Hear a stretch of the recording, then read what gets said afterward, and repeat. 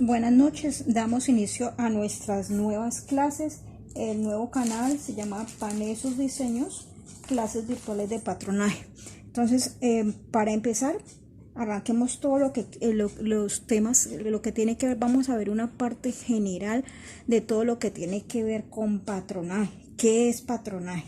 Patronaje es crear moldes o patrones a partir de una figura tridimensional y convertirla en una bidimensional. ¿A qué se refiere esto? El cuerpo humano, dice que el cuerpo humano es una figura geométrica, es una figura de volumen. ¿Por qué de volumen? Porque tiene alto, tiene ancho y tiene profundidad o volumen. Entonces, esa figura del cuerpo humano debemos convertirla en una figura geométrica.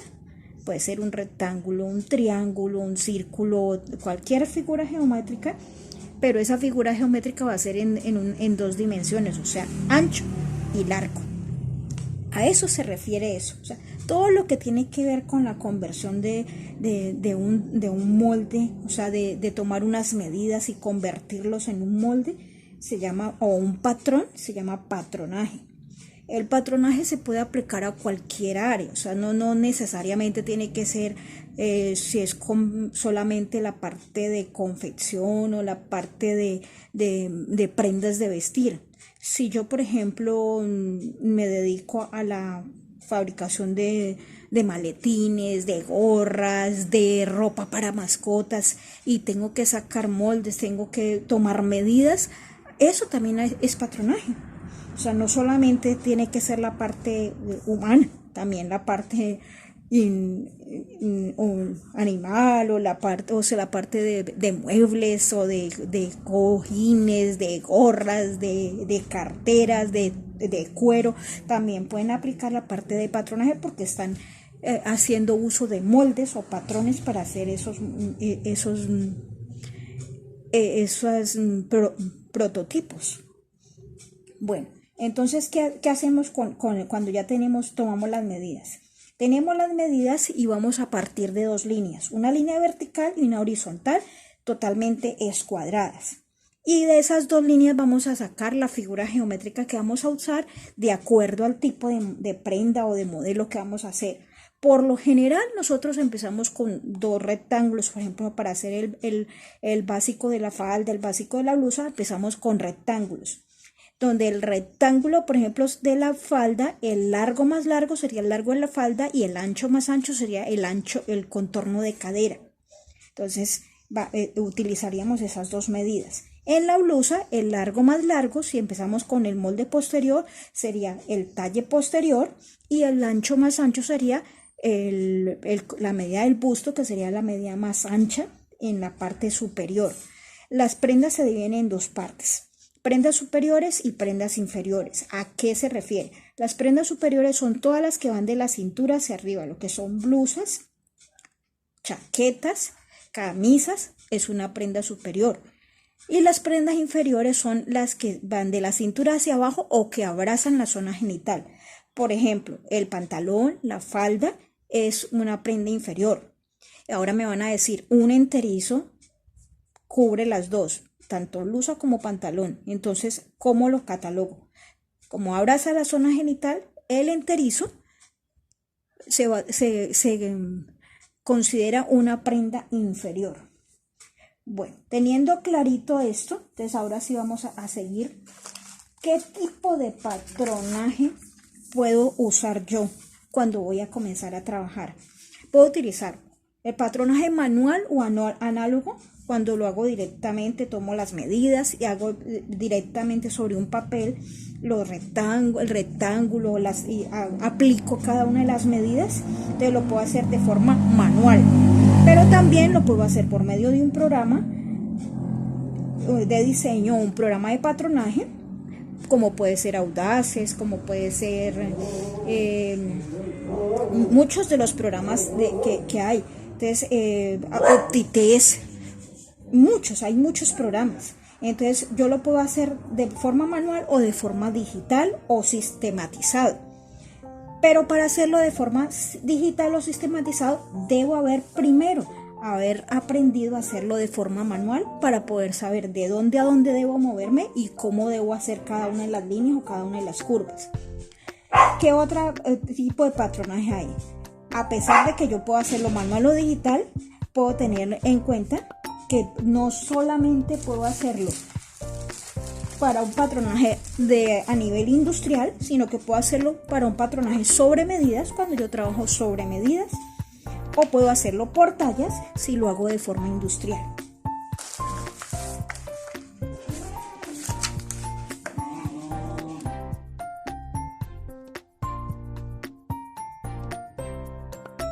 Bueno, ahora nos vamos a todo lo que son las líneas de producción.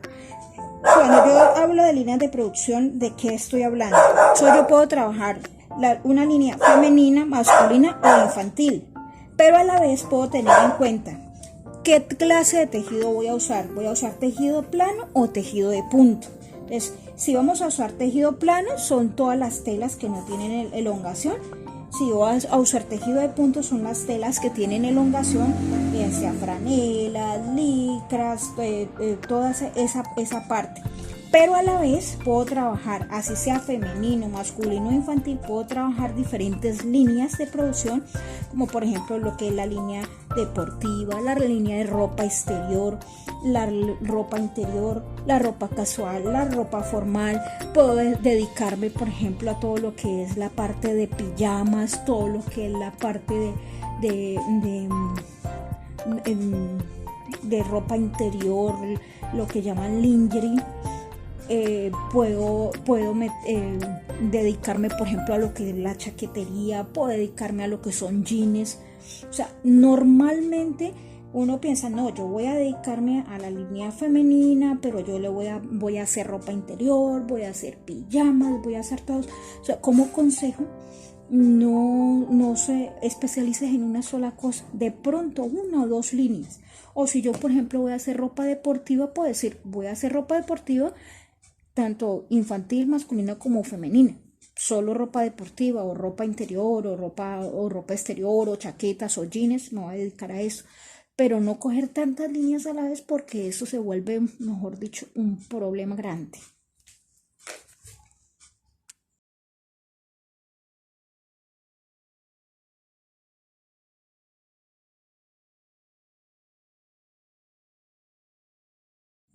Y ahorita vamos a hablar de todo lo que son los tipos de medidas que voy a utilizar para cuando voy a hacer un molde. Entonces yo puedo utilizar diferentes tipos de medidas. La primera medida que yo voy a usar son las medidas anatómicas, o sea, las medidas que yo tome directamente a la clienta o a un maniquí, si es que estoy trabajando por tallas y yo lo voy a hacer sobre un maniquí o sobre un modelo de tallaje. Entonces son las medidas anatómicas, son esas, las que he tomado directamente a la persona o al maniquí, o si lo voy a trabajar por tallas. Hay otras medidas que son las medidas deducidas, que salen a partir de fórmulas matemáticas y nos dan la medida que nosotros necesitamos. Por ejemplo, en ropa masculina se utiliza mucho lo que es la parte de medidas deducidas, que salen a partir de dos medidas, una medida de largo y una medida de ancho. ¿Cuál es la medida de largo? La altura. O sea, la altura desde la séptima cervical hasta el piso, y con esa altura y con el ancho del contorno de pecho, con esa podemos sacar todas las medidas del cuerpo. Eso se hace de acuerdo a un estudio antropométrico, o sea, que un estudio donde han analizado diferentes tipos de poblaciones y han hecho esos estudios bien concienzudos, y entonces han podido saber que con base en esas dos medidas pueden sacar todas las medidas del cuerpo. También puedo usar unas medidas, si yo voy a trabajar a nivel industrial, puedo hacerlo de acuerdo a una tabla de tallas. Esa tabla de tallas, cómo viene o cómo sale o por qué o cuál es el resultado de una tabla de tallas. Resulta que en la antigüedad todo se hacía sobre medidas, o sea, habían sastres, habían modistas y todo se hacía directamente sobre medidas. Pero cuando se llega a la época de la guerra, entonces fue necesario la elaboración, la confección de miles de uniformes. Por ejemplo, cuando la Primera Guerra Mundial, fue necesario hacer una cantidad de uniformes y los sastres no daban abasto con todo esto. Entonces fue necesario como hacer como una estandarización de todo lo que eran las medidas. Entonces hicieron un estudio y decían, bueno, este hombre y este hombre tienen medidas muy similares, podemos hacer con un solo molde, podemos sacar los dos uniformes, el de este y el de este hombre. Entonces tomaron grupos representativos y ahí es cuando surgen las tallas y ya comienzan a hacer la confección y los moldes ya de una forma más industrializada, ¿no? Entonces, las tablas de tallas dependen mucho del tipo de región y dependen del país, de la región. Incluso en el mismo país hay regiones donde las mujeres son más voluptuosas y hay otras donde las mujeres son más delgadas o tienen medidas, así sea en el mismo país. Entonces, todo eso hay que hacer el estudio. Hay otro tipo de medidas que son las medidas estandarizadas. ¿Cuáles son las medidas estandarizadas? Las medidas estandarizadas es, por ejemplo, si yo voy a usar la caída de hombro, supongamos. Entonces yo digo, yo me voy a colocar a sacar una caída de hombro de acuerdo a las medidas de esa persona. Entonces más bien estandarizo, o sea, hago una medida que me sirva para todas. Y por ejemplo, puedo decir, la caída de hombro de la talla tal a la talla tal va a ser de 4 centímetros, o sea, lo estandarizo. La medida de tal forma, lo voy a hacer de tal forma y estandarizan, o sea, ponen una medida que sea común para todas las tallas, para no tenerse que colocar a hacer por cada medida o por cada persona una medida diferente. Entonces lo estandariza.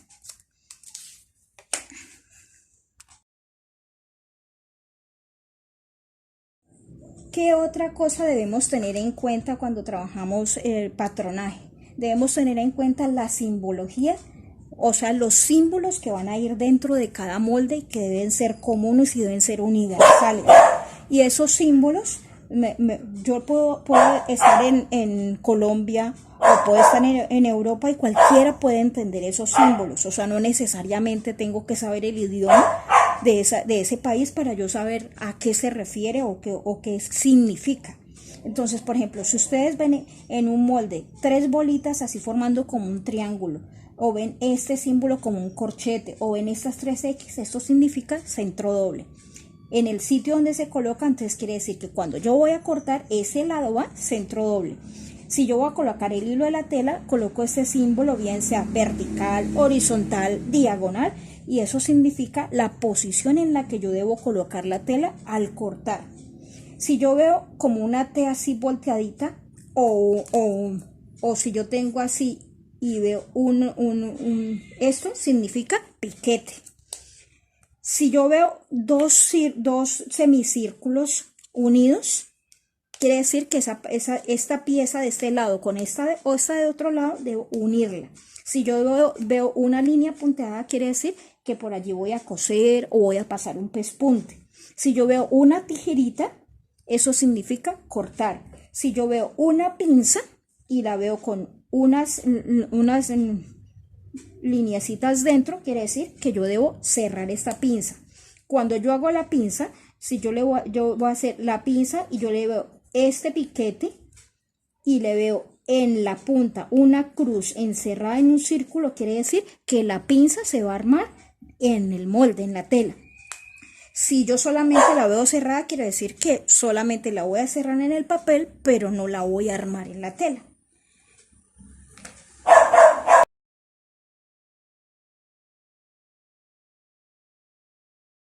Bueno, ahora nos vamos al tema de todo lo que es la marcación de un molde. Una cosa es la simbología, o sea, los símbolos que me indican la posición, los piquetes, el hilo de la tela, unir o cerrar o formar tal cosa. O sea, son símbolos comunes y son universales. ¿Qué otra cosa debe contener un molde?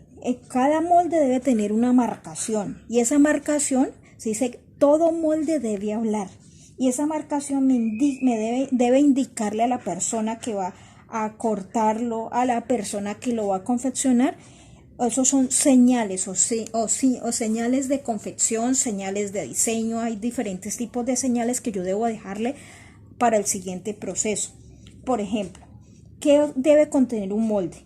Lo primero que debe contener es el nombre de la prenda. Si yo voy a hacer una falda, entonces el nombre de la prenda sería falda. ¿Qué tipo de falda? Voy a hacer una falda básica, entonces el nombre de la prenda sería falda básica. El nombre de la pieza. El nombre de la pieza se refiere a si es delantero, si es posterior, si es pretina, si es aletilla o si es aletillón, o si es un bolsillo, o sea, ese sería el nombre de la pieza. ¿Qué otra cosa debe tener? Una referencia. Esta referencia puedo hacerlo por números y cada número significa algo. Una significa el color, el tipo de prenda, el tipo de persona que va dirigida. O simplemente hay empresas que no colocan por números, sino que colocan, por ejemplo, en ropa interior se utiliza mucho, que el nombre de la prenda o la referencia de la prenda es un nombre. Por ejemplo, el panty Alicia, el brasier Lupita. Entonces le colocan un nombre de acuerdo a cómo lo maneja la empresa. ¿Qué otra cosa debe contener el molde? El número de veces que debo cortar esa pieza. Entonces, si es un delantero y va centro doble, entonces ¿cuántas veces hay que cortarlo? Una vez. Pero si es posterior y va con una cremallera en la parte posterior, entonces ¿cuántas veces debo cortar este molde? 2 veces por talla. ¿Qué otra cosa debe contener? La talla, si yo estoy trabajando a nivel industrial, entonces talla 6, talla 8, talla 10, o si lo hago a nivel ya personal, ya confección sobre medidas, entonces el nombre de la cliente o el nombre del cliente al que yo le estoy trabajando ese molde. ¿Qué otra cosa debe contener? El número de la pieza. ¿A qué se refiere cuando yo digo del número de la pieza? Si yo voy a hacer una falda y la falda tiene delantero, posterior y pretina, ¿cuántas piezas son? 3 piezas. Siempre que empecemos a marcar el número de las piezas, empiece por la pieza más grande y termine con la más pequeña. Entonces, si mi molde lleva 3 piezas, entonces el número de la pieza, si es delantero, yo ese lo pongo yo digo que es la pieza número 1, entonces coloco 1 de 3. La pieza 2, que sería el posterior, sería 2 de 3. Y la pretina sería 3 de 3. ¿Para qué me sirve a mí colocar el número de la pieza? Para cuando yo lo pase a corte, el cortador sepa que ese molde tiene 3 piezas y que si de pronto se embolató una pieza, entonces dice, aquí apenas hay 2 piezas, hace falta una, entonces, ¿qué pasó con esa pieza? O no la elaboró, o se embolató en el camino, o cualquier cosa. Entonces, eso debe identificar esto. ¿Qué otra cosa debo tener en cuenta? La fecha en que yo tracé ese molde. ¿Por qué? Porque yo ese molde puedo utilizarlo más adelante para otra colección. Entonces puedo decir, no, yo se lo utilicé en la colección de 2020, pero yo le voy a hacer unas reformas y entonces yo voy a reformar ese molde que yo hice en tal fecha. ¿Qué otra cosa debe contener? El nombre y la firma del patronista. ¿Por qué es tan importante el nombre y la firma del patronista?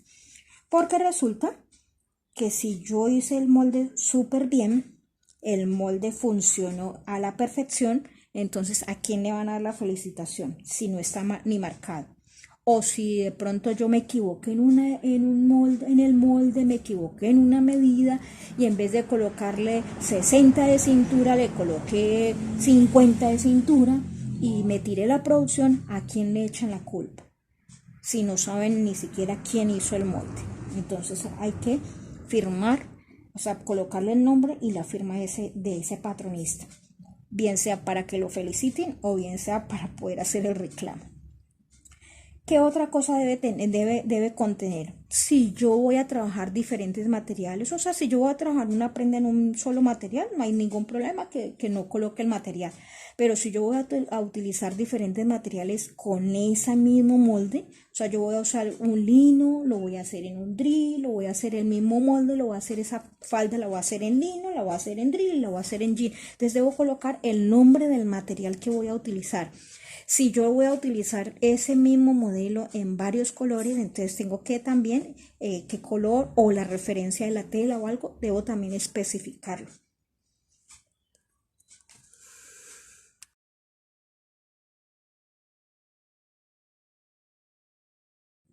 Otra cosa que es súper importante cuando estoy elaborando un molde, saber qué tipo de plano voy a usar. Si yo voy a hacer un plano, yo puedo hacer tres tipos de plano: plano separado, plano unido o plano montado. ¿Cuál es el plano separado? Cuando yo hago un rectángulo para hacer el delantero, otro rectángulo para hacer el posterior, y cada uno lo hago de forma independiente. Pero si yo quiero garantizar que esas líneas de construcción estén bien ubicadas y que guarden la continuidad, lo ideal sería hacerlo en un plano unido. O sea, lo que hacemos cuando hacemos la blusa, que trabajamos un plano unido para garantizar la continuidad de las líneas. Pero cuando yo voy a hacer un pantalón utiliza un plano montado. ¿Cómo así que es un plano montado? Un plano montado es un plano donde yo necesito hacer, por ejemplo, el delantero para el caso del pantalón, y sobre ese mismo delantero voy a ubicar y hacer el molde posterior. O sea, voy a hacer la prolongación, y después ¿qué hago? Calco mi delantero y mi posterior, pero el molde me va a quedar en un solo plano. O sea, se llama plano montado. Algo que también es súper importante cuando estoy haciendo el patronaje de una prenda de vestir son el tipo de ajustes que yo voy a usar. ¿Qué ajustes voy a usar? ¿Cuál va a ser el sistema de cierre que voy a utilizar? ¿A qué se refiere el sistema de cierre? Yo le voy a colocar botones, le voy a colocar cremallera, le voy a colocar velcro, le voy a colocar un gafete. O sea, ¿qué tipo de sistema de cierre voy a utilizar? ¿Qué pinzas de ajuste voy a utilizar? ¿Qué cortes voy a usar? Si yo voy a hacer un corte princesa, voy a hacer un corte francés, voy a hacer un corte imperio, si voy a hacer un corte simétrico o un corte asimétrico. De acuerdo al tipo de corte, asimismo debo elaborar el plano. Por ejemplo, si yo voy a hacer una falda con un corte asimétrico, quiere decir que un lado no es igual al otro, debo trabajar toda la parte delantera y toda la parte posterior para poder que coincidan los costados, que el costado del posterior y el costado del delantero de un lado coincidan y el otro, porque sería la única forma de garantizar de que el molde me quede bien elaborado. ¿Qué otra cosa debo tener en cuenta? ¿Qué desahogos voy a usar? Si yo voy a hacer, hay tres tipos de prendas que yo puedo hacer. Yo voy a hacer una de siluetas, eso se llaman siluetas. Entonces yo voy a hacer una camisa clásica, la silueta es amplia, no necesito necesito que esos desahogos sean grandes. Pero si yo voy a hacer la misma camisa a otro cliente, o voy a hacer otro tipo de camisa ya más ajustada, a esa sería una slim fit, o sea, va más ajustada, entonces los desahogos son más pequeños. Pero si el mismo cliente me está pidiendo a mí, no, yo quiero una camisa que me quede súper pegada, o sea, voy a hacer una fit, o sea, la más pegadita que hay, porque de pronto yo voy a usar una popelina stretch, yo voy a usar una tela que tenga un poquito de elasticidad para que esa camiseta o esa camisa quede bien pegada, entonces el desahogo es más pequeño. También debo tener en cuenta qué tipo de prenda o qué tipo de tela voy a trabajar. No es lo mismo trabajar un tejido plano, donde yo debo hacer desahogos, o sea, debo dar aumentos para que esa prenda no le quede súper ajustada, a que si yo trabajo tejido de punto, donde la tela es bien elástica, y que yo antes, en vez de darle desahogo, yo debo de reducir, o sea, debo hacer reducción de medidas para que garantizar de que la tela esté funcionando como debe funcionar. Entonces, en ese caso no haría desahogo, sino que haría reducciones de acuerdo al tipo de tela. Bueno, ¿qué otra cosa debo tener en cuenta cuando estoy trabajando mi moldería o mis patrones? Debo tener en cuenta cuando yo voy a empezar a trabajar, y si yo misma soy la que estoy diseñando, yo soy la misma la que estoy eligiendo mis modelos, mis diseños, entonces debo tener en cuenta que hay diferentes clases de somatotipos. ¿A qué se refieren los somatotipos? Los somatotipos es la contextura de la persona, o sea, la contextura física. Hay tres clases de somatotipos, que son los ectomorfos, mesomorfos y endomorfos. Los ectomorfos son esas personas que así coman todo lo que quieran, no se engordan. Son esas personas delgadas, que la contextura de ellas es así, entonces no hay ningún problema. Mientras que la mesoforma, las personas que son mesoformos son los que tienen huesos grandes, la espalda ancha y por lo general son musculosas. Así no hagan deporte, se ven musculosas porque es su contextura física. Y los endomorfos son ese tipo de personas que por mucha dieta que hagan, siempre va a haber acumulación de tejido en algún lado. O sea, son esas personas que se toman un vaso de agua y se engordaron. Entonces, son 3 tipos de somatotipos, pero a la vez, es de acuerdo o sea, estos son características de acuerdo a la contextura física, pero también hay unas características de acuerdo a la forma del cuerpo. Hay diferentes formas que podemos trabajar. Lo ideal, o sea, cuando nosotros trabajamos a nivel industrial, lo ideal es trabajamos con la figura reloj de arena, pero ahí debemos de tener en cuenta que cuando trabajamos sobre medidas vamos a encontrarlos con unos cuerpos bien diferentes.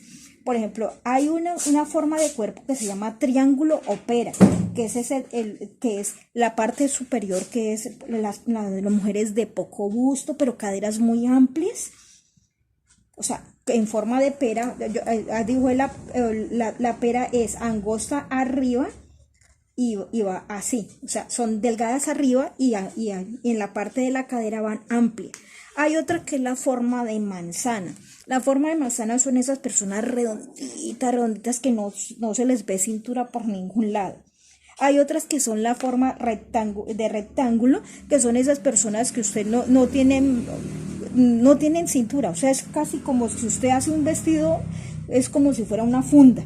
Es totalmente parejo, tanto en busto, cintura y cadera. Son totalmente rectas.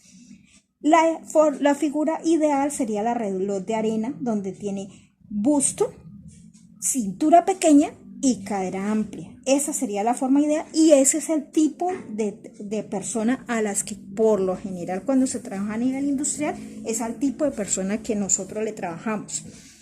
Pero también nos encontraremos en el camino con personas, al contrario del triángulo opera, vamos a encontrarnos que va a ser el triángulo invertido, que van a tener esas espaldas anchototas, pero que no tienen nada de cadera, o sea, son totalmente opuestos. Entonces, si yo, por ejemplo, voy a trabajar un triángulo invertido, yo veo que la persona tiene una espalda súper amplia, pero no tiene cadera, yo debo darle volumen a la cadera para poder como nivelar esta figura.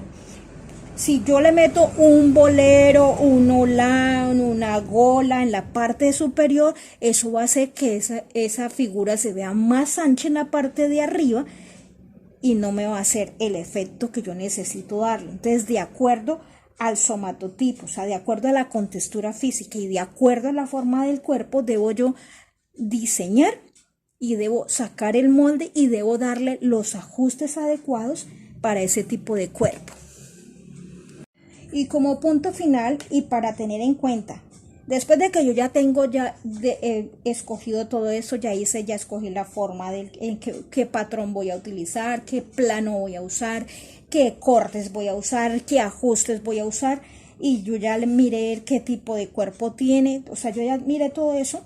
Cuando ya nosotros terminamos de hacer todo eso, también tenemos que tener en cuenta que nosotros debemos pasar por unos procesos, o sea, que para la industria de la confección no solamente es simplemente sacar el molde y listo, no, tenemos que tener en cuenta que muchas personas van a estar involucradas en el proceso, que no solamente vamos a trabajar todo lo que es la parte de moldería, sino que debemos empezar desde el diseño, el patronaje, el trazo y corte, la confección, el empaque y la distribución, y que para cada uno de ellos requiere de diferentes fichas técnicas, ficha de diseño, ficha de patronaje, ficha de ruta operacional. O sea, la ruta operacional es la ficha donde usted va a indicar cada uno de los procesos. Primero hace esto, después hace esto, después hace esto. O sea, esa es la ruta operacional.